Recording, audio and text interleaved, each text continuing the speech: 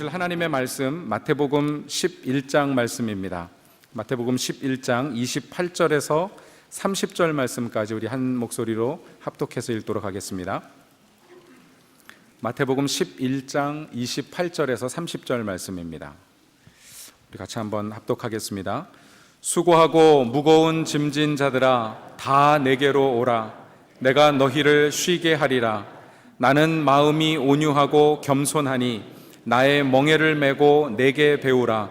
그리하면 너희 마음이 쉼을 얻으리니 이는 내 멍에는 쉽고 내 짐은 가벼움이라 하시니라. 아멘. 지난 목요일부터 오늘 주일 예배까지 5번에 걸쳐서 우리 박은조 목사님 오셔서 말씀을 전해주고 계십니다. 우리 박은조 목사님 한국에서 영동교회에서 17년간 목회를 하시고 또 은혜 분당 샘물교회를 개척하셔서 13년 목회하시고 또 4년 전에는 우리 은혜 샘물교회를 개척하셔서 귀한 목회를 감당하시는 우리 한국교회 또 영적인 지도자고 또 귀한 말씀으로 은혜를 끼치시는 목사님이신데 오늘 주일 예배 말씀을 전해 주실 때 저와 여러분의 삶 가운데 큰 풍성한 은혜를 하나님 허락해 주실 줄로 믿습니다. 우리 할렐루야로 목사님 환영하겠습니다. 할렐루야. 다시 한번 기도합니다. 감사하신 주님, 추수감사주의를 맞으면서 하나님께서 공급하신 많은 것들을 돌아보며 감사하지 않을 수 없음을 고백합니다. 때로 저희들이 지나치게 욕심을 내고 눈이 어두워져서 하나님께서 공급하신 수많은 것들을 누리고 살면서도 감사하지 못했던 죄악을 용서해 주시옵소서. 하나님이 주시지 않았으면 지금 우리가 누리고 있는 어떤 것도 누릴 수 없었음을 고백합니다.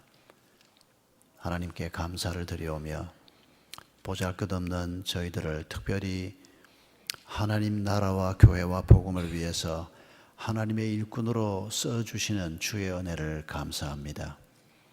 이 시간 저희들이 마태복음의 말씀을 가지고 하나님께서 저희를 일꾼으로 부르시는 그 하나님의 마음을 다시 한번 깊이 느낄 수 있도록 은혜 베풀어 주시옵소서. 또 어떻게 우리를 하나님의 일꾼으로 세우려고 하시는지 주의 도우심을 잘 받을 수 있도록 저희와 함께 해 주시옵소서. 예수님의 이름으로 기도하옵나이다. 아멘. 제가 한 10여 년 전에 뉴욕에 왔을 때 이런 경험이 있습니다. 목요일 날 뉴욕에 도착을 했습니다. 그리고 금요일 저녁부터 또 집회가 시작이 되는데 하루 쉬었다가 좀 정신을 차린 다음에 금요일 저녁부터 집회를 하려고 목요일 날 공항에 도착을 했습니다. 평소에 잘 알던 집사님이 마침 픽업을 나왔습니다.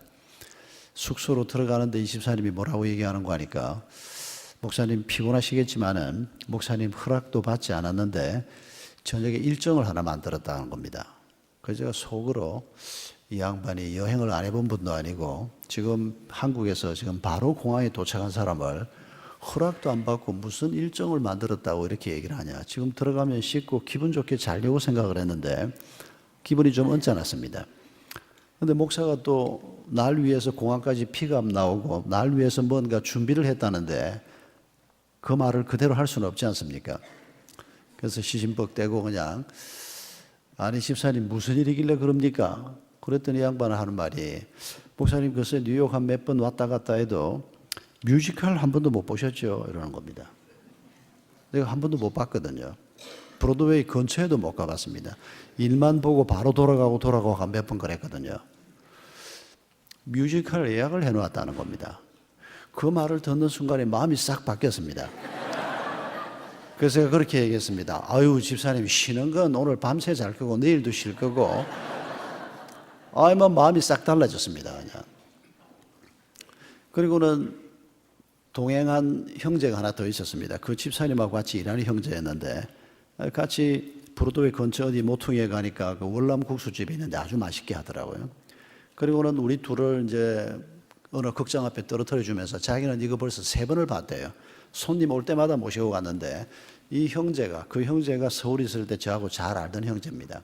이 형제가 지금 뉴욕 온 지 3년 됐는데 아직 한 번도 뮤지컬을 본 적이 없다 그래서 오늘 이 형제가 목사님 안내하기로 했다고.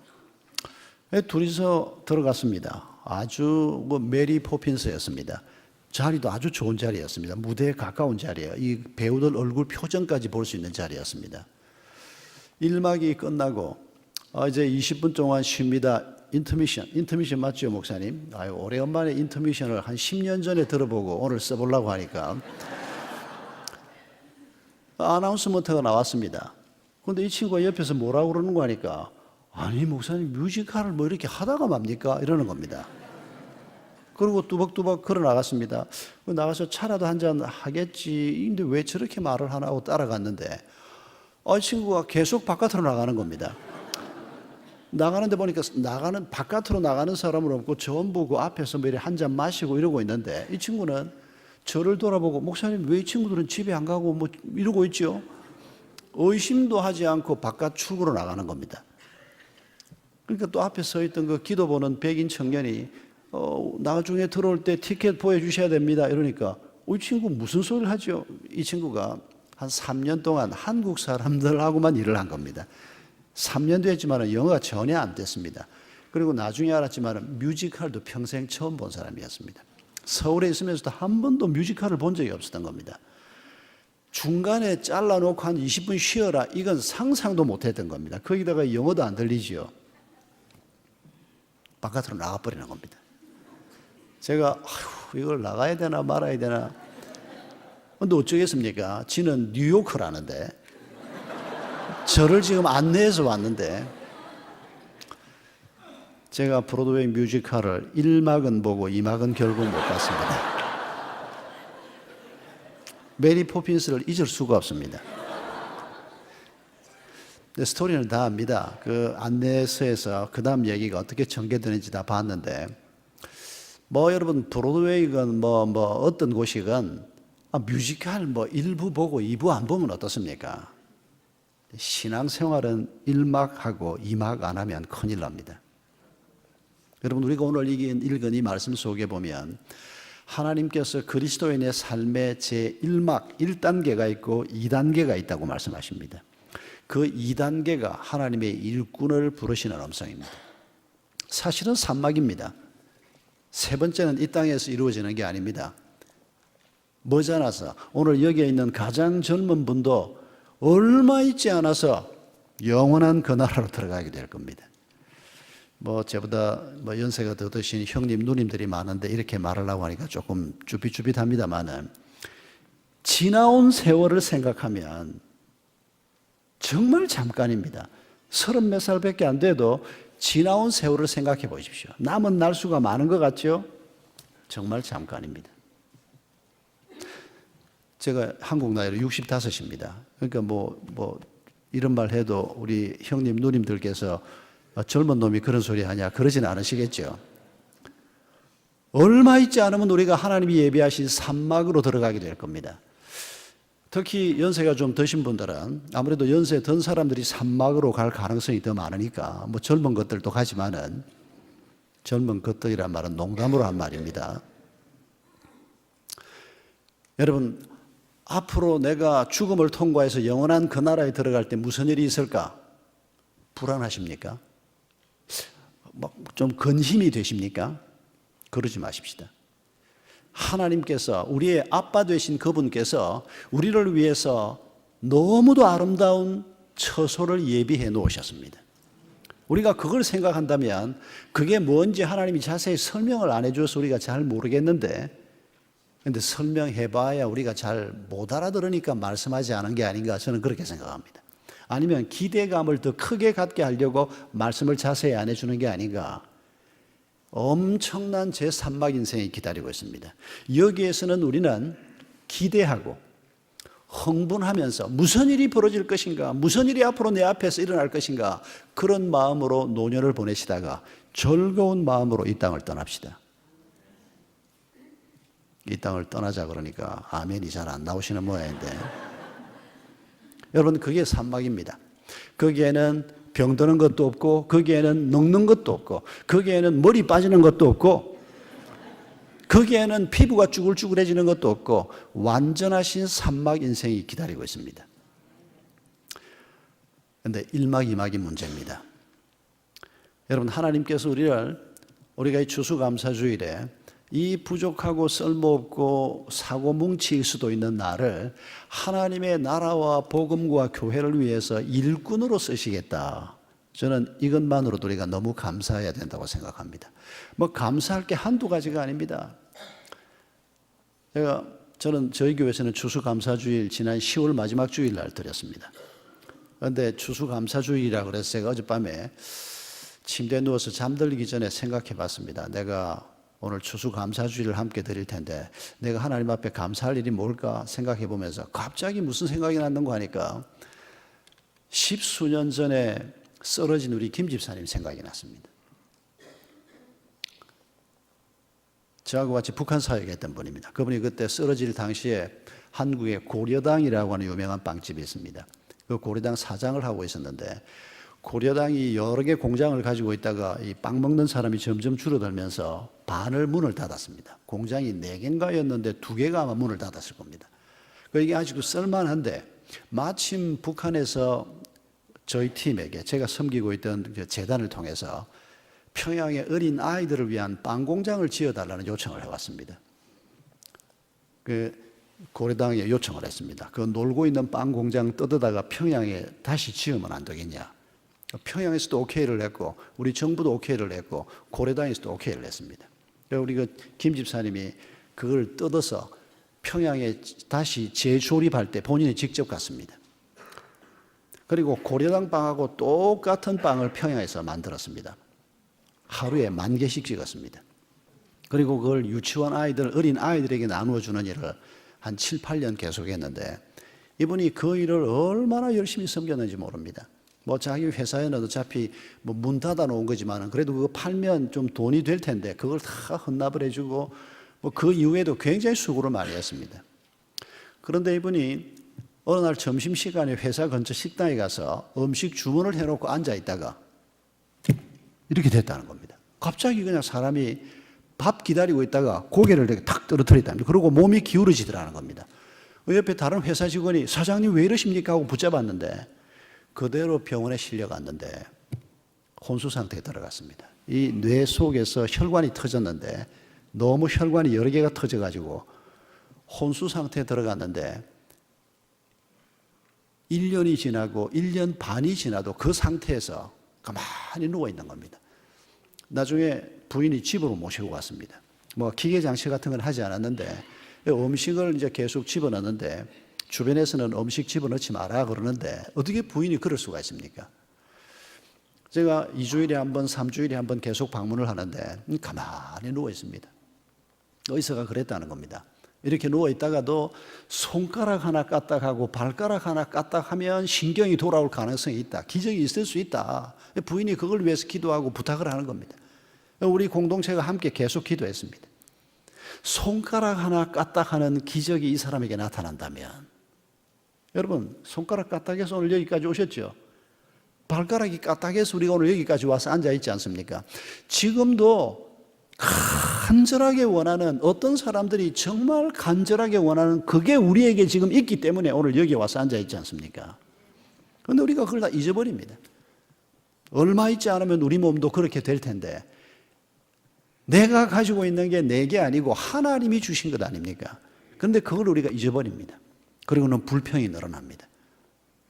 있는 것에 대해서는 감사할 줄 모르고 없는 것에 대해서는 자꾸 불평을 하는 이런 엉터리 같은 삶을 사니까 쉼도 없고 평안도 없게 되는 겁니다.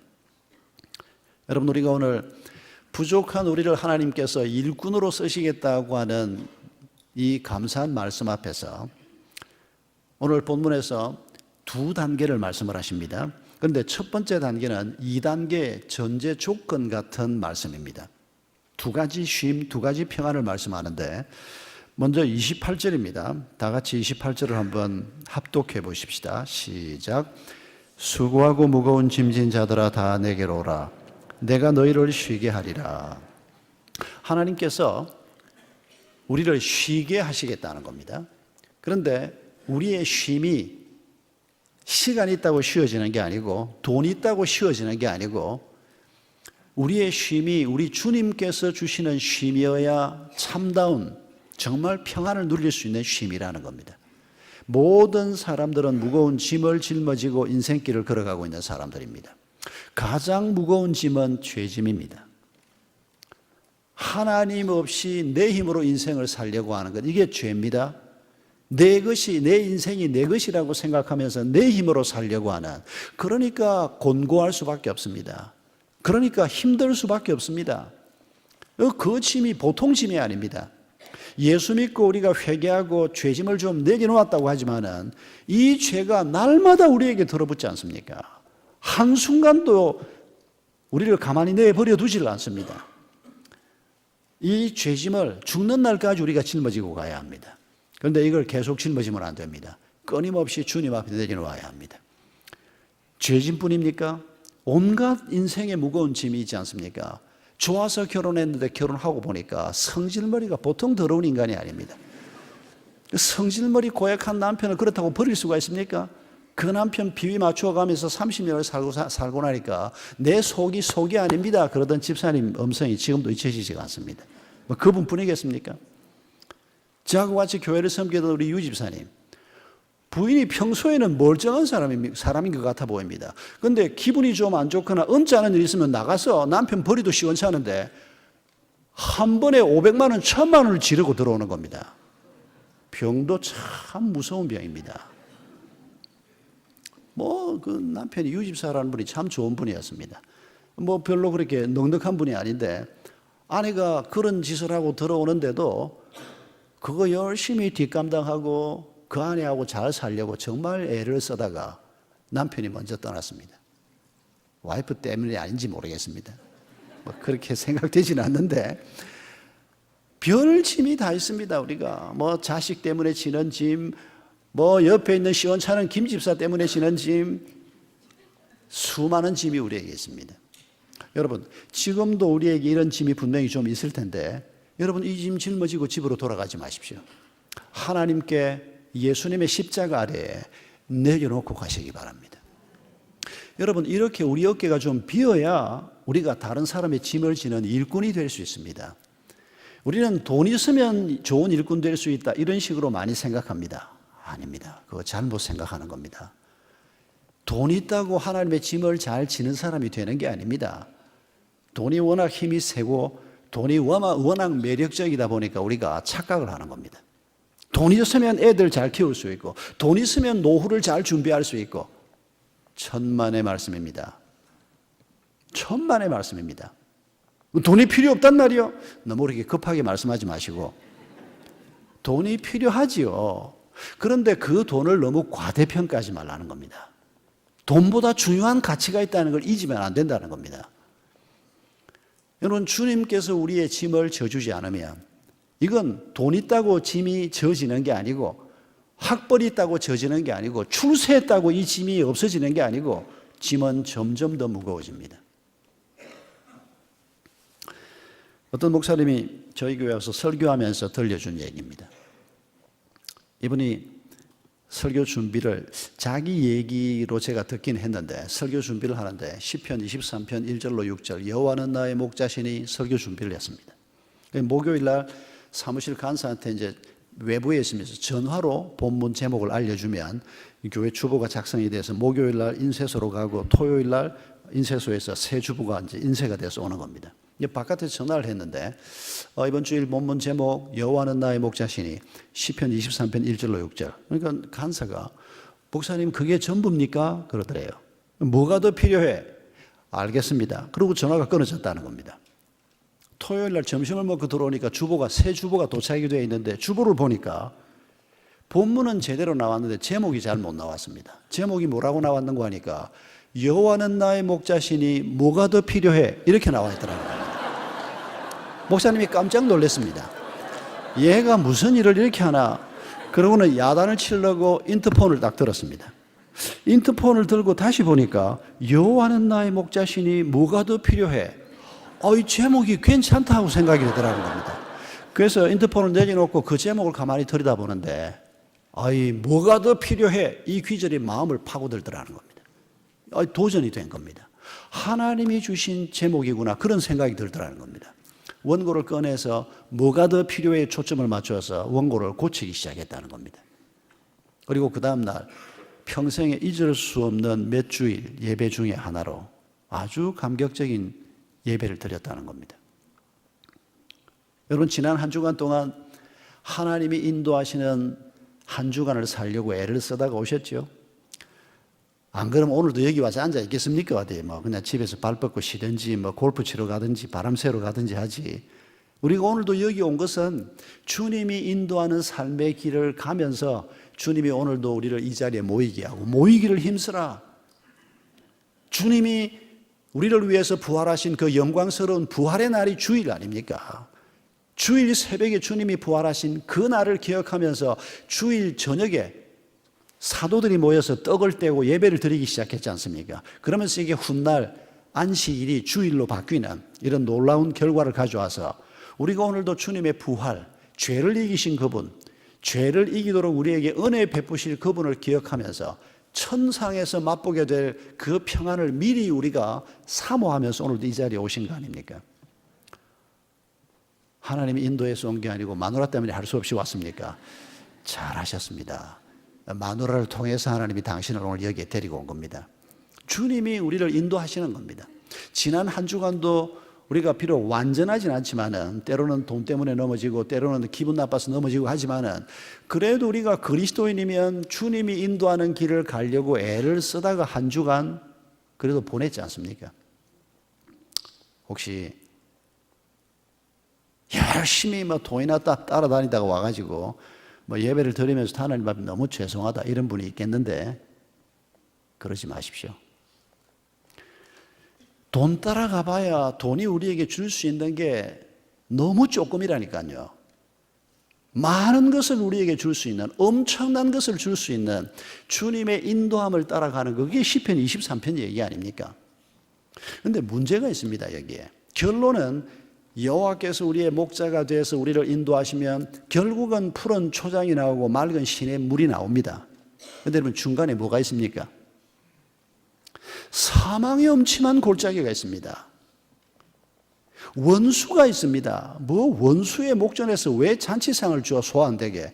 아니 뭐 원수가 없는 데 가서 먹든지 해야지. 여러분, 우리 주님의 인도하심에 문제가 있는 겁니까? 그래서 가고 싶지 않은 사망의 엄침한 골짜기를 꼭 우리가 가야 됩니까? 원수가 있는 곳을 꼭 통과를 해야 됩니까? 그럴 수밖에 없습니다. 왜요? 여러분, 우리 주변을 둘러보십시오. 죽음 없는 곳이 어디에 있습니까? 도처에 죽음이 널려 있지 않습니까? 이 미국 땅에 지금 죽음이 얼마나 큰 소리로 지금 죽음이 온 세상을 뒤덮고 있는지 여러분 지난 8년 동안 보셨지 않습니까? 뭐 8년뿐입니까? 앞으로도 볼 겁니다. 대한민국도 꼭 마찬가지입니다. 대한민국이 미국 열심히 따라가는 나라입니다. 매사에 미국에서 벌어지고 있는 일이 한 30년 후에 한국에서 벌어질 거라고 생각, 지금은 30년이 아닙니다. 한국의 동성애 문제가 이렇게 큰 이슈가 될 줄 몰랐습니다. 지금 한 4, 5년 전부터 미국 한 10년 전쯤 될 겁니다. 10년 전에 미국에 이 정도였는지 모르겠습니다. 지금 한국이 보통 난리가 아닙니다. 도처에 하나님 없다고 생각하는 자들이 죽음의 냄새를 풍기면서 세상을 힘들게 만들고 어둡게 만드는 일들이 이미 이 세상 온 천지에 가득합니다. 주님이 힘이 없어서 주님이 길을 잘못 들어서 우리가 사망의 엄침한 골짜기를 가는 게 아니고 오늘 우리의 삶의 자리 자체가 그런 자리입니다.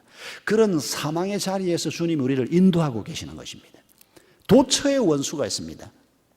집에 있는 그 인간이 내 원수가 될 때도 있고 나도 그 인간의 원수가 될 때가 있고 그러니 우리 주님께서 원수 없는 곳을 비껴가는 것이 아니고 원수가 있어도 그 원수를 이기는 자리로 그 원수를 넘어서는 자리로 그렇게 인도하신다는 말이 시편 23편 말씀입니다. 그런데 우리가 주님의 인도를 받으면서 주님이 인도하시면 뭐가 더 필요합니까? 주님이 가장 좋은 것을 주실 것이고 가장 적절한 것들을 우리에게 공급하실 건데 뭐가 더 필요하겠습니까? 그런데 실제 신앙생활에서 그렇지가 못합니다. 뭐가 문제일까요? 우리의 욕심의 문제입니다. 주님에 대한 전적인 신뢰가 부족한 게 문제입니다. 주님의 뒤를 따라가면서도 주님 그쪽 말고 이쪽으로 오른쪽으로요. 주님 뭐 이거 말고. 여러분, 우리가 주님과의 관계 속에서 우리가 얼마나 주님을 향해서 건방을 떠는지 모릅니다. 하나님이 그냥 속이 좀 좁은 분 같았으면 네가 하나님 해라 이놈의 새끼야 그러고 말 겁니다. 그런데 우리를 참아주시고 기다려주시고 그렇게 하지 않으셔도 되는데 우리에게 베푸시는 하나님의 인자하심이 얼마나 큰지 모릅니다. 그런데 우리가 그걸 모릅니다. 우리가 어릴 때 부모 마음을 몰랐던 것하고 꼭 같습니다. 하나님은 지금도 우리를 기다리고 계시고 우리에게 가장 좋은 것을 주시기 위해서 늘 애쓰시는 분입니다. 인간 부모는 자식에게 좋은 걸 주고 싶어도 줄 능력이 없어서 못 줍니다. 지혜가 없어서 못 줄 때가 많습니다. 좋은 건 줄 알고 갖다 앵겼는데 나중에 보니까 엉뚱한 걸 갖다 앵겨가지고 애를 힘들게 만들었구나. 그런 부모가 한둘이 아닙니다. 그런데 하나님은 그렇지 않습니다. 완벽하신 분이시고 지혜로운 분이시고 우리를 위해서 이미 예수 그리스도의 생명까지 주신 분이십니다. 우리는 그분을 따라가면 됩니다. 더 이상 필요 없습니다. 하나님이 인도하는 길을 따라가기만 하면 거기에 푸른 풀이 있고 맑은 물이 있습니다. 시편 23편에 얽힌 에피소드를 하나 더 얘기를 하겠습니다. 130년 전에 복음이 한국 땅에 처음 들어왔을 때 선교사님을 돕던 조사가 한 분 있었습니다. 그때는 그분들을 조사라고 불렀다고 합니다. 미국에서 한 젊은 목사님이 오셨는데 이 목사님이 이제 말을 타고 지방을 순회를 하면 가서 성찬식도 하고 세례식도 하고 이러는 때인데 그 선교사님이 한국말 가르치고 그리고 선교사님 말고삐를 잡고 이제 안내하고 같이 이제 지방 순방을 하는 겁니다. 그런데 이 선교사님의 18번 설교가 시편 23편이었습니다. 어디를 가든지 처음 가는 곳에서는 항상 시편 23편 설교를 한 겁니다. 같이 일을 하는데 어느 날 역시 처음 가는 곳이었답니다. 그런데 선교사님이 메모를 주는데 시편 23편 1절로 6절은 분명히 그 본문인데 제목이 좀 이상합니다. 그래서 선교사님한테 선교사님 제목이 좀 잘못된 것 같습니다. 그러니까 선교사님이 보더니 맞습니다. 그러고 주더라는 겁니다. 뭐라고 제목을 써놨는가 하니까 평소에는 여호와는 나의 목자시니였는데 이번에는 여호와는 나의 목 자르시니 이렇게 써놓은 겁니다. 그래서 이거 틀리지 않았습니까 했는데 아니 이 양반이 도대체 무슨 설교를 하려고 이런 제목을 다 주었나. 기대 반 걱정 반. 그리고 가서 저녁에 예배를 인도하는데 그날 선교사님의 설교의 내용은 다른 게 아니고 하나님께서 우리의 길을 인도하시는데 우리의 목을 자르지 않으면 하나님의 인도하심을 제대로 받을 수 없다. 욕심을 자르고 불신앙을 자르고 오직 하나님만 의지하고 하나님 인도하는 그 길을 기쁘게 가자. 그게 그날 설교 주제였다는 겁니다. 목 자릅시다. 오늘 우리의 욕심을 자르고 하나님이 믿음지 않아가지고 뭘 다 맡기기가 어려워가지고 맨날 그냥 내가 반쯤 쥐고 있고 하나님이 반쯤 쥐고 하나님이 땡겼다가 내게 밀당하는 것 같이 그렇게 신앙생활하던 우리의 시원찮은 모습을 잘라버립시다. 그리고 오직 주님을 의지하고 우리의 길을 걸어가면 주님이 우리의 짐을 지실 것입니다. 그리고 우리에게 쉼을 주실 것입니다. 이게 첫 번째 쉼입니다. 여러분, 이 쉼을 통과하지 못하면 누구도 일꾼이 될 수 없습니다. 반드시 이 쉼을 통과해야 됩니다. 그리고 두 번째 단계, 두 번째 쉼이 29절입니다. 다 같이 읽습니다. 시작. 나는 마음이 온유하고 겸손하니 나의 멍에를 메고 내게 배우라. 그리하면 너희 마음이 쉼을 얻으리니. 여러분, 첫 번째 쉼은 1단계는 주님이 내 짐을 져주시고 내 어깨가 비고 얻는 쉼이었습니다. 그런데 두 번째 단계는 내 어깨가 좀 피곤하니까 주님이 내 멍에를 네가 좀 메라. 그리고 얻는 쉼이 두 번째 단계라고 얘기합니다. 이게 바로 일꾼의 단계입니다. 내 어깨가 무거우면 한 걸음 가다가 엎어지고 두 걸음 가다가 넘어지는데 아무리 내가 좋아하는 여자를 만나고 아무리 내가 좋아하는 남자를 만나서 부부가 돼도 짐을 서로 져주지 못합니다. 내 짐이 너무 무겁기 때문입니다. 내 생명보다 더 소중한 자식이 태어나서 이 아이를 위해서 내가 무엇도 하리라. 근데 그게 짐을 져주는 게 아니고 대개 짐을 더 무겁게 만드는 경우가 많습니다. 주님이 내 짐을 져주시고 그 은혜를 경험하고 난 다음 에라야 다른 사람의 짐을 져줄 수 있는 안목이 생깁니다. 다른 사람의 아픔이 뭔지를 볼 수가 있게 됩니다. 주님이 이제 네가 내 멍에를 져달라. 주님이 나한테 주님 자신의 짐을 져달라고 부탁하는 거 내가 들어본 적이 없는데 그런 분은 오늘 잘 오셨습니다. 그런 분은 앞으로 성경 공부 수요일 날 오늘 목사님 광고하셨는데 기초 성경 공부를 꼭 하셔야 합니다. 그동안 우리가 집회 때도 나누었습니다마는 여러분 주님이 우리에게 짐을 져달라. 오늘 딱 맞춰서 지금 바로 이겁니다. 섬김사역 작정서. 우리 주님이 이 베델 교회를 세우셨습니다. 주님이 세우신 교회입니다. 주님이 목사도 하고 싶고 찬양대도 하고 싶고 주님이 이것저것 하고 싶은데 주님이 그 자리에 천사를 보내시는 것도 아니고 우리에게 부탁하는 겁니다. 너는 이런 은사가 있으니까 너는 이것 좀 하고 저것 좀 하고 그렇게 해서 이 교회가 그리스도의 몸된 교회로 자라가도록 하려고 하는 겁니다. 가정이 주님의 공동체입니다. 여러분 우리가 결혼하게 된 것이 하나님께서 내게 지워주신 주님의 멍에라는 거 잊으시면 안 됩니다. 결혼할 때 주님께서 당신이 그때 알았든지 몰랐든지 수천 년 전부터 아담 하와가 언제 결혼했는지 우리가 그 연대를 알 수가 없는데 오래전에 이 두 부부를 세우면서 하나님께서 너희가 서로 돕는 배필이 되라. 그게 부부입니다. 내가 결혼할 때 하나님을 몰라도 그건 당신 얘기고 하나님은 우리를 알고 계셨습니다. 에베소서 1장 4절에 천지를 지으시기 전에 하나님이 우리를 알고 택하셨다고 말씀하십니다. 당신이 몰랐다 뿐이지 하나님은 알고 계셨다는 겁니다. 하나님은 우리의 이름을 알고 얼굴을 알고 우리가 누구하고 결혼할 것도 아시고 그리고 우리의 삶이 어느 방향으로 가야 축복이 될 것을 알고 계셨습니다.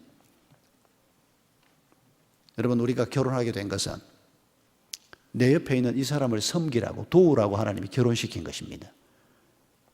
이거 놓쳐버리면 가정은 하나님의 교회가 될 수 없습니다. 내 옆에 있는 그분 때문에 장가라도 가고 시집이라도 갔다는 거 잊지 마십시오. 아이들을 하나님께서 우리에게 맡겨주십니다. 너는 피아노해, 너는 뭐해? 그럴 일이 아니고 내 아이지만은 하나님께서 내게 맡겨주신 나는 부모로서 내 아이를 하나님의 사람으로 키우는 일꾼으로 부름을 받은 사람입니다. 하나님이 이 아이를 어떻게 키워야 합니까? 이 아이가 어떤 재주가 있고 이 아이가 뭐를 남보다 잘하고 이 아이가 어떤 일을 하면서 기뻐합니까? 우리가 기도하고 물어야 합니다. 우리가 사회생활을 하면서 우리가 하는 직장생활이나 사업이나 여러분 그 모든 것이 심지어는 우리가 은퇴를 했더라도 한 주간에 우리의 삶이 세상을 섬기는 장이 되어야 한다는 것 잊으시면 안 됩니다. 돈만 벌면 돼. 그냥 뭘 하든지 돈 많이 벌어서 내가 10에 1조, 2조, 3조 하면 될 거 아니야. 선교 온 것 많이 하면 될 거 아니야. 아닙니다. 그리스도인은 그렇게 생각하는 사람이 아닙니다. 하나님이 왜 나한테 공무원이 되게 하시고 왜 하나님이 나한테 이 장사를 하게 하시고 왜 하나님이 이 일을 나한테 맡기셨나. 여러분 그걸 기억하는 사람들입니다. 그리고 내가 맡겨주신 이 일을 통해서 하나님께 영광을 돌리고 하나님의 뜻을 이루는 자가 되게 하소서. 여러분 그게 우리가 세상에서 맡은 일이라는 거 잊지 마십시오. 주님이 그 음식점을 하고 싶은 겁니다. 주님이 그 장사를 해서 주변 사람들에게 싼 값에 좋은 것 많이 베풀어서 사람들 삶이 좀 더 나아지도록 주님이 그 일을 하고 싶은 겁니다. 그런데 그걸 우리에게 부탁하시는 거라는 걸 잊지 마셔야 합니다. 막 벌어먹고 살라고 하니까 어쩌다가 내가 이런 장사를 하게 돼가지고 예수 믿고 벌써 몇 년 지난 사람이 겨우 직업을 보는 가치관이 겨우 그런 정도라고 하면 그 사람은 아직도 구도자일 뿐입니다. 그런데 벌써 교회에서 집사가 되고 신앙생활을 좀 오래 했다는 사람들이 주중에 내가 하는 일에 대해서 그렇게 의미를 발견하지 못하면 안 된다는 것입니다. 여러분 우리가 신앙생활을 하면 조금만 지나면 우리가 하나님의 교회와 하나님의 복음을 위해서 섬기는 자가 되어야 되고 일꾼이 되어야 한다. 이거 알게 되어 있습니다. 성경이 너무 강조하고 있기 때문입니다. 저절로 우리가 다 배우게 되어 있습니다. 그런데 여러분, 가정에서, 교회에서, 이웃들 속에서, 직장에서 하나님의 일꾼으로 살아보려고 하니까 쉽습니까? 어렵습니까? 왜 이렇게 조용합니까? 한 분도 말씀을 안 하시네.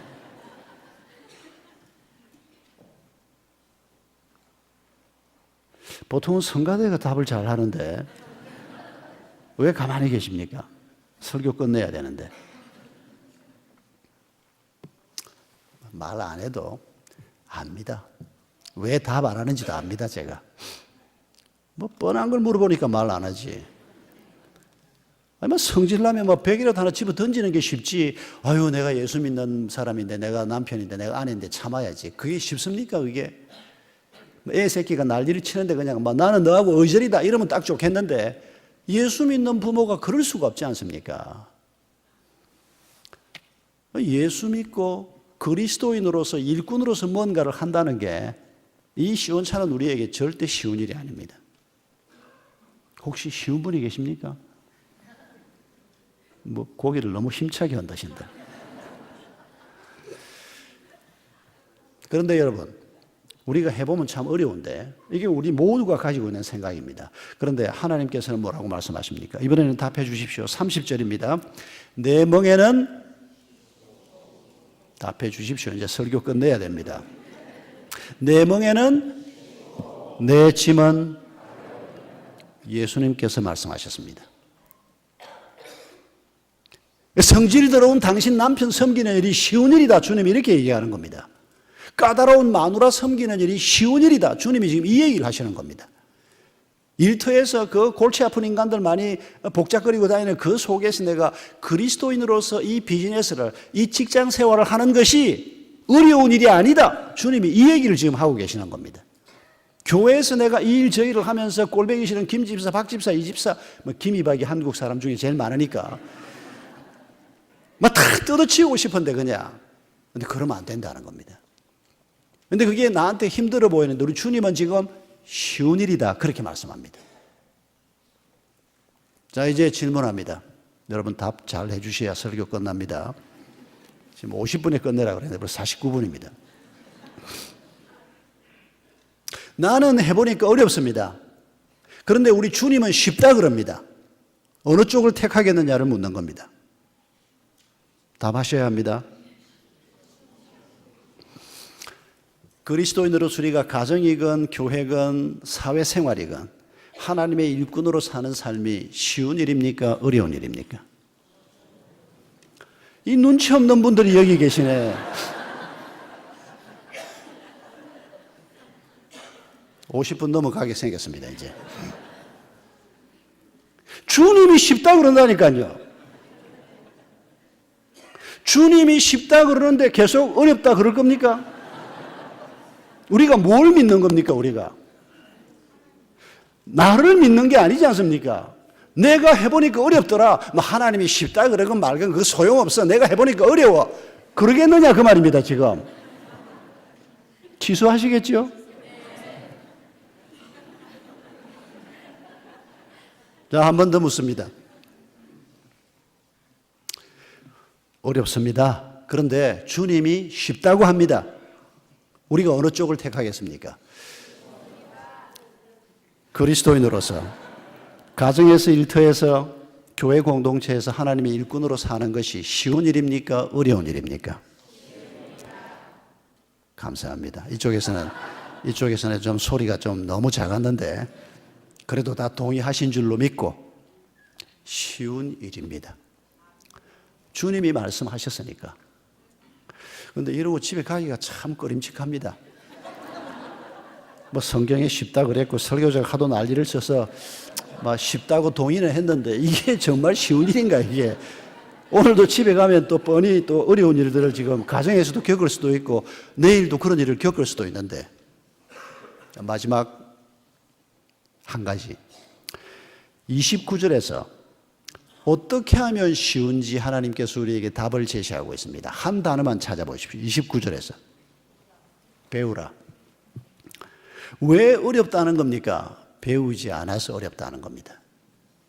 배우면 쉽다는 겁니다. 죽는 날까지 우리가 배워야 합니다. 뭘 배워야 합니까? 배울 게 참 많습니다만은 오늘 29절에서 예수 그리스도를 배우라고 말합니다. 예수님을 배우되 특별히 뭐를 배우라 그럽니까? 예수님의 마음을 배우라고 말합니다. 우리가 조금만 온유하고 겸손하다면 우리의 일이 쉬워질 겁니다. 뭐 그 외에도 배워야 할 게 많이 있습니다. 요 둘만 배우면 된다는 뜻은 아닙니다. 여러분, 우리가 날마다 주님을 배우는 겁니다. 일마다 주님을 배우는 겁니다. 그래서 주님을 배우는 가장 좋은 길이 주님이 주인공이신 성경 말씀에서 우리가 성령님의 도움을 통해서 배우는 겁니다. 우리의 삶의 현장에서도 날마다 배울 수 있습니다. 여러분, 이렇게 우리를 영광스러운 하나님의 일꾼의 자리, 제2막 인생의 자리로 부르신 이 하나님의 말씀은 오늘 마음에 담고 돌아가는 여러분을 진심으로 축복합니다. 우리의 남은 생이 정말 이런 생이 돼서 이 땅에서 첫 번째 쉼을 누리고 두 번째 쉼까지 기쁘게 누리고 그리고 영원한 그 나라에서 누리게 될 영광스러운 산막 인생을 기대하면서 이 땅을 우리가 떠나간다면 우리 저금 통장에 돈이 얼마나 있느냐, 우리의 뭐 학벌이 뭐냐, 그런 게 뭐 그렇게 중요하겠습니까? 가장 중요한 주님의 가르침이 바로 이 말씀이라고 믿습니다. 우리 한 1분만 함께 기도하십시다. 주님 앞에 먼저 감사의 기도부터 올려드립시다. 이 부족한 우리를 하나님께서 영광스러운 하나님의 일꾼으로 부르십니다. 그리고 회개하십시다. 이렇게 놀랍게 불러주셨는데 우리는 먹고 사는 일에 매달려서 이런 하나님의 가르침을 소홀히 하고 살아왔습니다. 그리고 간구하십시다. 하나님의 일꾼으로 예수님을 배우면서 남은 길을 가게 하옵소서. 이 땅에서 참 평강, 이 두 번째 쉼까지 풍족하게 풍성하게 누리는 하나님의 사람으로 살게 주옵소서. 우리 함께 기도하겠습니다.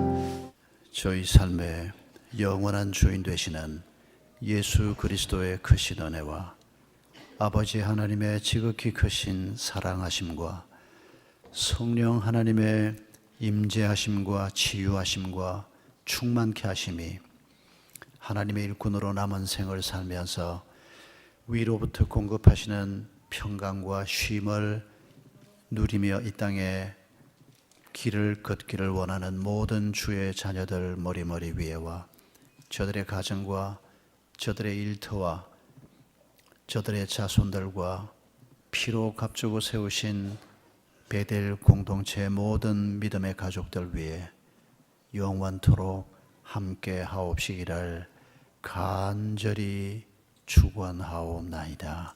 아멘.